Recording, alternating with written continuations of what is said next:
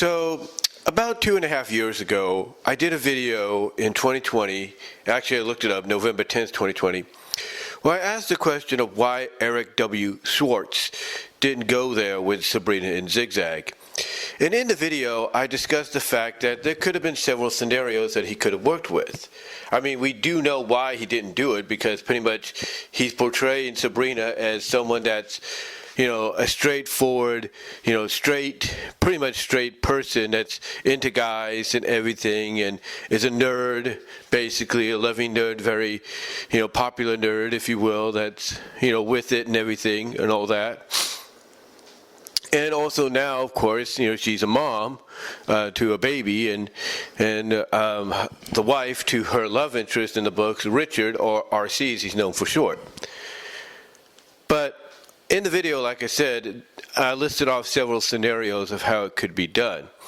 I listed off the fact that if he wanted to, he could do a flashback story that takes place, before, Sabrina and Richard's wedding, and basically have Zig Zag take Sabrina out along with the other girls for a night out, kind of like a bachelor party, but that, instead of just Sabrina getting plastered, Zig Zag gets the same way, but Zig Zag's, well enough, just barely well enough to realize, hey, we're in no condition to go home. I'm in no condition to even talk to my lover, my love interest, Tina, which basically makes Zig Zag a bisexual lesbian, to come and get us. Let's just check into a hotel or, try to find a room around here, to, spend the night. And basically the scenario I came up with is that because both are such in a drunken state, probably Sabrina more so than Zig Zag, you could have them as soon as they enter the room and everything, Sabrina be the one that comes on to Zig Zag, much to Zig Zag's surprise. Like, like mentally she'll be like, in a drunken mental state, she'll be like, whoa, is this actually happening? I can't believe my dream's actually about to come true. And then you just go from there to where it's Sabrina that comes on to her, even though, like I said, in a drunken mental state, Zig Zag can be like, is this happening? I know Sabrina's not in her right mind. I should tell her, but I don't want to pass this opportunity up, kind of stuff. So, yeah, I listed off the fact that you could go that way to where they're both so drunk, probably Sabrina more so than Zig Zag, that Sabrina's the one that initiates, the moment, and you just go from there. You get your very intimate XXX, For After Dark, webcomic of those two getting it on. I also listed off, the fact that you could do a fantasy. You could do a fantasy and all that to where, Zig Zag's dreaming and everything about finally getting it on with Sabrina, and that's one way you can get around the whole situation to where it's Zig Zag dreaming, she's fantasizing, and, basically you get your moment there. Right then and there. Another idea I came up with was an alternate universe, an alternate, dimension kind of deal, alternate reality. You could even describe that in like a little box above, on top or the bottom, left, right, or, of the panel. You could just describe the alternate timeline, alternate dimension, whatever. And that's how you could work around it as well, because this way you'd kind of have, Zig Zag identical to who she is, like in the prime world, her world, almost to a T, but then Sabrina would be like, kind of like the way she is, but the big difference is, she's bisexual, and she does find Zig Zag attractive, and this time around, again, being an alternate version of herself, she wouldn't mind probably, getting it on with Zig. So, so those were various, ways I looked at the possibility of how Eric W. Schwartz could get around it, and I still stick by those.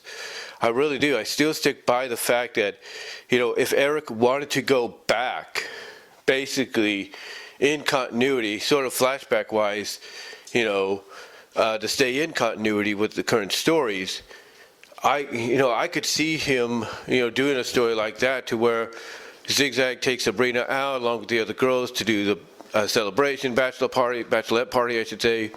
Both get wasted, both have to check into a hotel because they're almost too out of it, to really, drive home or walk home or call for, a ride or whatever.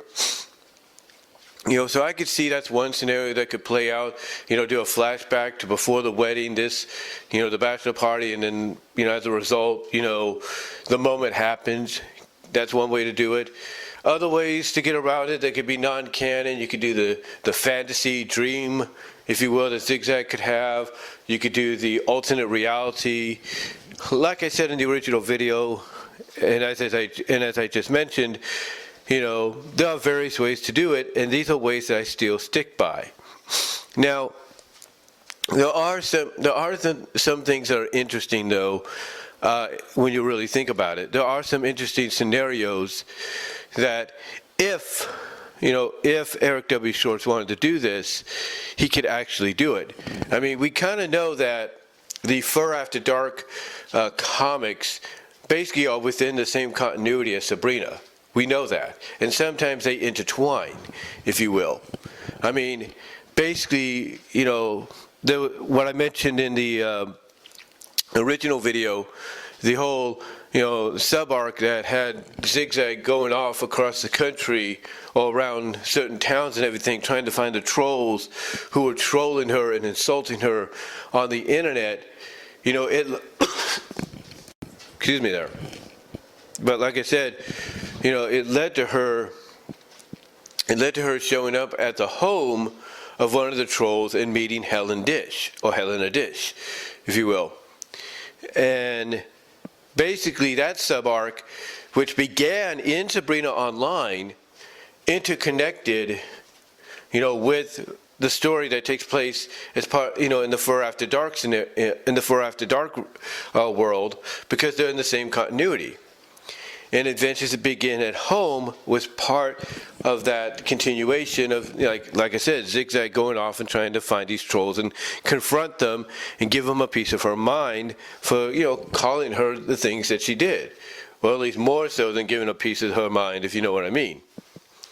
But yeah, there is a history of stories interconnecting between the PG-13 Sabrina-Online and the R-rating NC-17 Fur After Dark stories. There is that intertwining. There is that interconnection.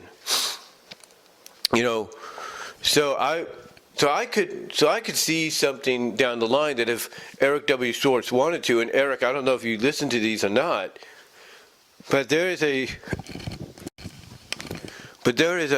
possibility you could look into.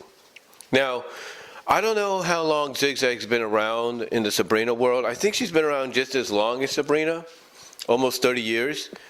So I look at it like this. If you wanted to talk to Max Black Rabbit, I think he would be cool with it. But to me, since, again, you have a history, of interconnecting a lot of the stories sometimes, and basically Fur After Dark being the more R-rated NC-17, stories, that take place in the Sabrina continuity.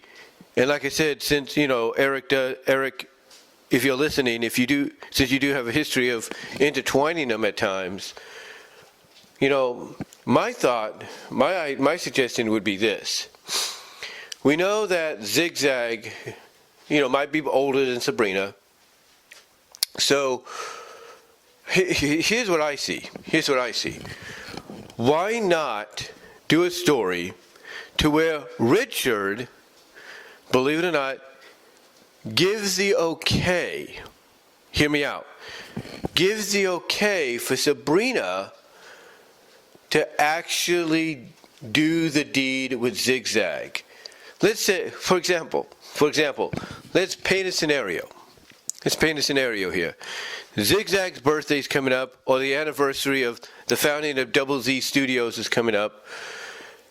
And everybody wants to celebrate. Everybody wants to shower Zig Zag with presents and everything because, if it wasn't for her, they wouldn't have the careers that they do and everything. And basically, they're like a family. They are basically like a family and everything. So Basically, you have to want. Hold on, almost got tongue-tied there. But like I said, you have a scenario whether it's a birthday or anniversary, where if it's the anniversary, they celebrate the founding of like I said, the studio by Zig Zag, shower her with gifts, appreciation. Or if it's her birthday, do the same thing. But again, as I was saying, here's where it gets interesting. You could have Richard ask Sabrina, okay, because let's say Sabrina gets curious, like, what do I get Zig Zag that she doesn't already have? Because that's always going to be a question anybody, very relatable question, that anybody will ask themselves when it comes to getting somebody a present, for their birthday or for appreciation and thanks for founding the company that they work for. What would be the perfect gift? So you can have Sabrina wonder that, and then ask her husband Richard, what does he think, would be the best present, and then you could have Richard ask her the question of, well, what is the one gift she's always really wanted from you? What is that one gift? And then you can have Sabrina think about it and be like, oh no, not that gift, no. And then you can have Richard be like, well, what do you mean? What do you mean not that gift? And then you can have Sabrina tell Richard, what that gift would be. And then, again, this is where things get interesting. You could have Richard actually be okay with it, because it would be a one-time deal. It'd be a one-time deal, Sabrina, that, wouldn't happen again, and it's something that Zig Zag's been wanting. And by doing so, not only do you intertwine both comics that take place in the same world, if you will, but you also finally give the fans the moment they've been wanting. You could do that. And again, in context, fans wouldn't have, not fans, but in context, there wouldn't be a real issue. In continuity, you have Richard, who you would probably think would not be cool with it, but then, getting to know Zig Zag, as a friend and as a person, himself, and then seeing that, hey, this is the one thing she's always wanted from Sabrina, why not go with it? Why not try for it? Why not allow it to happen, knowing that he could see that Zig Zag would be the kind that would agree that, hey, it's a one-time deal, so after this, we go back to being friends, best friends, and nothing more.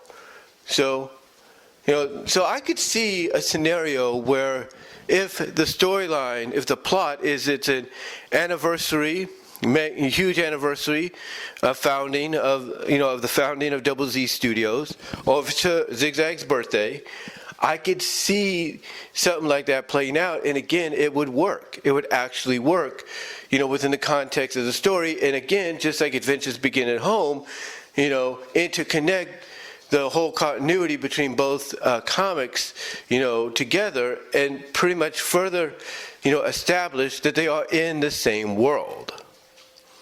So to me, I think that is another way you can make it happen, especially now in the current storytelling of Sabrina. And look, I get, people will say, well, Eric won't do that, because even if that does make sense, he still wants to keep Sabrina the way she is. That is true. I will give you that. He probably wouldn't go for something like that, but again, if it makes sense, we have to realize this.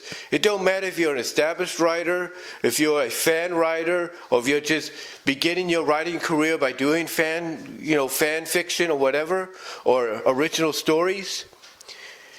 If basically the idea for said story, basically works out, or makes sense, if you will, and there's no indifferences here and there, like no blocks in the road. If the idea makes sense in a continuity standpoint, and in a connection standpoint, then a writer will actually make it happen. And I could see Eric W. Schwartz being the kind of guy that would be like, well, in continuity, if it makes sense, yes. In continuity, if Richard in the story is cool with it because it's a one-time deal, and Zig Zag is the kind of person portrayed as, hey, I get it, one-time deal, let's make the most of it, and everything, and then go back to being best friends and all that. That's cool too, but that's good too. That makes sense too. That works too. And to me, I think Eric would be the kind that would look at that kind of a scenario and be like, yeah, that can work. That would be a legitimate, reasonable excuse, in continuity and in story to make it happen. I mean, what are we waiting for? What are we waiting for? Because we see Sabrina's sister, Tabitha, she's aging up.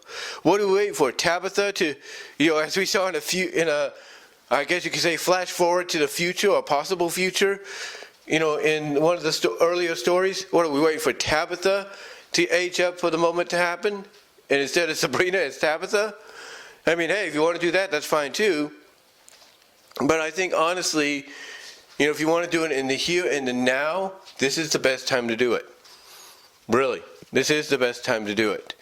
And again, from a storyline continuity standpoint, intertwining them, both the Fur After Dark comics and the Sabrina comics, because they're in the same world and the same continuity, basically from a storyline perspective, in an intertwining storyline perspective, it would make sense, especially, if part of that story, part of that scenario is cool with it as long as it's a one-time deal. So, yeah. To me, that's one other way, looking back on my video I did about 2.5 years ago, going on 3 in November. Like I said, I stick by what I said there, as I mentioned in this video. But also, if you wanted to do it currently, in the current time frame, and have a reasoning for it, to me, an anniversary of the founding of Double Z Studios, a storyline around that, or Zig Zag's birthday story, those are the best scenarios. Those are the best scenarios in everything. And again, to have Richard be like, after he's asked that question by Sabrina of what she thinks she should get, Zig Zag, for her birthday, all out of appreciation for founding the company she now works for, makes a living off of, if you will. It's like, what is the best present that he thinks? And then you have him ask her, well, what is the one thing she's always wanted from you? And then that's when you could have Sabrina, realize exactly, the one thing that Zig Zag's always wanted, explain it to Richard, and then surprisingly have Richard be like, hey, hey, you know what? I have no problem with it as long as it's a one-time deal, a one-night only deal. So, yeah, that's one way to do it, because at least Sabrina wouldn't have to feel too guilty about doing the deed with Zig Zag, because at least she knows, hey, Richard gave me his consent, he gave me his okay, as long as it's a one-time deal. And the way Zig Zag's portrayed in both scenarios, she is the kind of character that would be very understanding, but also be the kind of character that not only would be very understanding, but also be like, okay, if it is a one-time deal, one-night only deal, that's fine. Let's make the most of it and really go all out. I could see that. Now, I know you might be asking, well, where did you get the idea for this, for Richard to be okay with it? I have to give credit to Mel Sky. Mel Sky over at Ink Bunny and DeviantArt. Mel Sky actually, a year ago, came up with a comic that they did for a friend of theirs. Now, my original commission idea for them earlier this year was to have a redoing of said comic, but more on the lesbian side of things. And I say that with all due respect, no offense. But financially, right now that's off the cards. But now that I think about it, my birthday comes up on July 25th. Maybe I could get something going in that direction. But instead, what I've decided to do is commission them for one other idea. And what that idea is, I cannot show here on YouTube when it's done, but I can link you to it if you ever wanted to see it. But anyway, to get back to what I was saying, there was a comic that they did for their friend Dan for their birthday, to where in the comic, basically Mel, or Sky as her OC is known as, Sky, gives Dan a present, if you will, and he finds out that in the present, as he opens it up, it's basically like a made-up certificate saying, this is a one-time only pass to do whatever your heart's desire to me, or something like that, or whatever you, basically Sky, she gives Dan the pass, or gives him his present. He opens it up, and he sees it's like a little pass, like a ticket or a token or whatever, that basically states, happy birthday, Dan. This is a one-time only pass to do whatever your heart's desire is to me, Sky. And of course, Dan's a little like confused by this. Well, because when he looks at Sky, and obviously if you know who Mel Sky is, and you see the Sky Echidna character they've created, yeah, you would agree like, man, I might be with somebody, but I would love to get a piece of that kind of deal. In fantasy, that is. But anyway, Dan's like, well, how can I do this? You have Lucas, who is her who is Melissa's, that's her real name, Melissa's real life fiance. They're getting married in May next month, so congrats to them. But Melissa's OC character, Sky, like I said, she's presenting this one-time offer for Dan's birthday to him, and he's wondering, well, how can your boyfriend, who is named Lucas, who is the OC of her, like I said, her actual boyfriend Todd, how can this happen if you're with somebody, I'm with somebody? Wouldn't that cause trouble? Because he's wondering, right? And the story basically explains, or at least the description of the story explains, that Sky's boyfriend is a shapeshifter. He is a shapeshifter, I guess lizard or echidna, whatever. But he's a shapeshifter that could turn himself into anyone, you can think of, if not anything. And one of the more popular, I guess you could say, montages and comics that people that follow Mel Sky enjoy a lot is when her OC Sky gets it on with her shape-shifting boyfriend Lucas, but mainly when he shapeshifts into a clone of her. So basically, the most popular montages and comics that she has on there, on her Ink Bunny page mostly, is when the two of them basically, do the deed, in a very twincest kind of way, or clone sense, twin sense kind of way. But again, getting back to what this has to do with my idea, for how to get around the whole Sabrina Zig Zag deal and them doing the deed, basically, in this webcomic, going to the description of it, Sky explains to Dan that Lucas has shapeshifted into a copy of her and is taking Dan's girlfriend, Star, and a friend of theirs to a lesbian bar. Now, what this does indicate is Star is also in on this, so Star knows what's going on. So after that explanation, Dan basically, in the comic, in the very last panel of the second page, brings Sky closer to him, and it's described in the description that he pretty much, knows exactly what he wants to do. And let's just say the third page, like I said, I cannot show that on YouTube because goodbye channel if it happens. But yeah, basically that's where I kind of get the idea for this, because again, it's alluded to that even Dan's girlfriend Star is okay with what's about to happen, since Sky and Lucas kind of probably let her in on the idea along with the other friend. So there is a bit of consensus there. There is a bit of consensus there to where basically, Dan and Sky get it on, and there's not going to be any repercussions. And that's why I got this idea for how you get around the whole, Sabrina and Zig Zag doing the deed of, finally in the comic and intertwining both the Sabrina comic and the For After Dark comic together with the plot threads, because again, they both are in the same world and continuity. You have Richard ask the question, after Sabrina asked him, well, what present does he think she should give Zig Zag? And then you have him respond with the question of, well, what is the one thing she's always wanted from you? And then that's when you have Sabrina realize that what that one thing is, tell, Richard what it is, and then have Richard be okay with it. Be like, hey, look, as long as it's a one-time deal, the catch would be it's got to be a one-time deal. I'm cool with it. You want to, Zig Zag wants that moment. I'm cool with it as long as it's a one-time deal. You give it to you. It's okay to go give it to her.